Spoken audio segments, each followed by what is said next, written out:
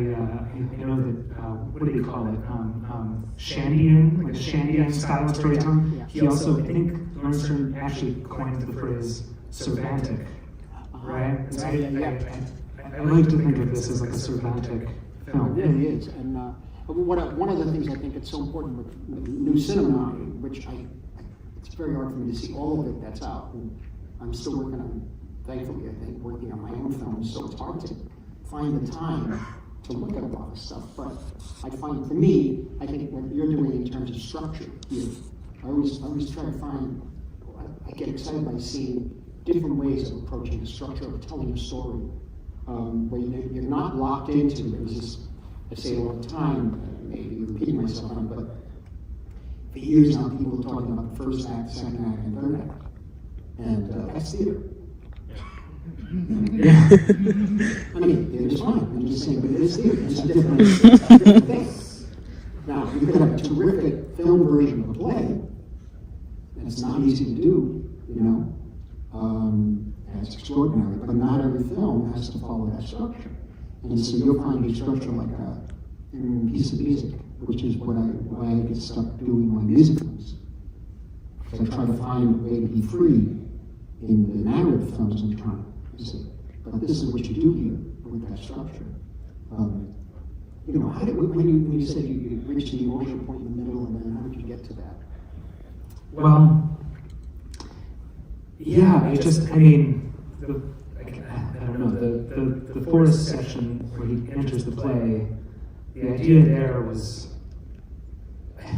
all the way through I kind of wanted Beau to be sort of unknowable, but at the same time you're kind of you know his nervous system, right? But then in the play, the idea was then to kind of get to the heart of the film and to get to the heart of him. And what I found fascinating was the idea of have him have the most emotional release happen in a fantasy that's totally unreal. Yes. And it's kind of and so the effect that I was hoping it would have would be an uncanny one where he's embracing these imaginary sons, but it's very real for him.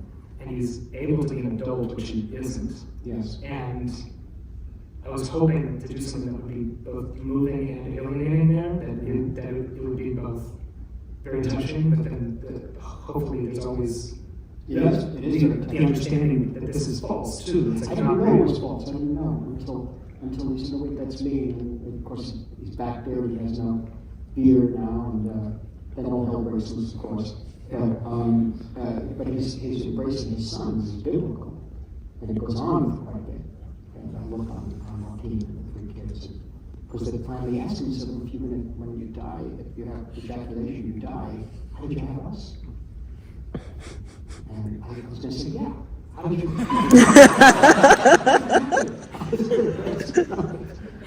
I'm so with it. But the play itself is quite beautiful. That's a question, I guess, but to have you talk about how you came upon that kind of almost medieval device in a way. Where he suddenly finally comes upon people in the forest. Right, where he's hypnotized. Yeah. I don't know. The idea was just this machine that would create this whirring sound that would hopefully have the effect of also kind of lulling, hopefully the viewer into kind of I don't know. It does, because you go right with him. He gets up on the stage and he's the guy. The production design there, and again, a beautiful example of fear. The actual stuff changing the seasons, trees and everything turning. It's gorgeous. And maybe talk a little about your. It's hard to talk about saying how you had the idea, but what the decision was to go to animation. And how much you worked? Did you work from with your animators together, or was it something you had planned and they implemented your illustration in a sense? Well, it took a long time to kind of come to that. At first, the idea was to shoot all of that as like another film, and like a film within the film, and then it just became clear very early on that we wouldn't be able to. We didn't have the money to do it, and or the time, and so then it became. Then I thought, well, it should be stagecraft. It should all be stagecraft, and then from there. The thought was, well, even that would be maybe too much. And so then I moved to animation, the idea of animation, and then came kind of back to stagecraft and decided, okay, it's stagecraft and animation. And we started looking at like these animation studios, and it all felt very impersonal because it was like a list of films that they had done, but they're all different. And then I remembered that I had seen this film, this Chilean animated film by Cristobal Leon and Joaquin Cosina called La Casa Lobo, or The Wolf House, which is unlike anything I've ever seen in my life. And I thought, I want to work with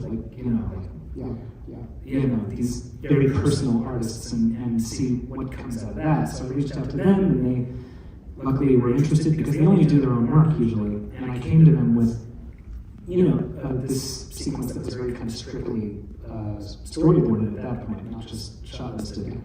And so, in that sense, it was kind of already dictated what it would be, but developing like the look, that was a very collaborative thing, and they really, at a point they really started taking over. It was really just a matter of making sure that the style was cohesive with the rest of the film, and it needed to be this kind of naive thing.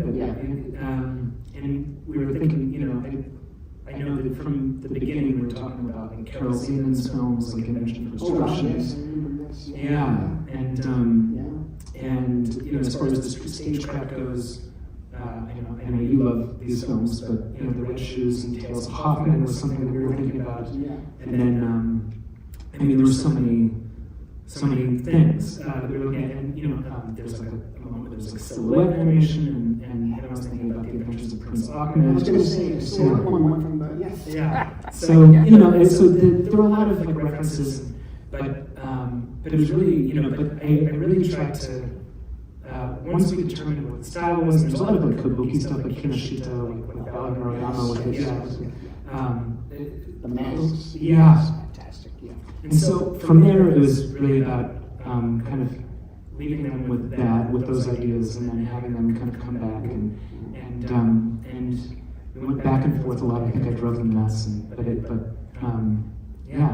they're really remarkable. Well, it's one of those beautiful things you've ever seen. I was watching the film the first time. A couple of guys, and the guy was one of the toughest critics I know, but he really went forward and talked about what a beautiful sequence. This is a person who doesn't normally praise much.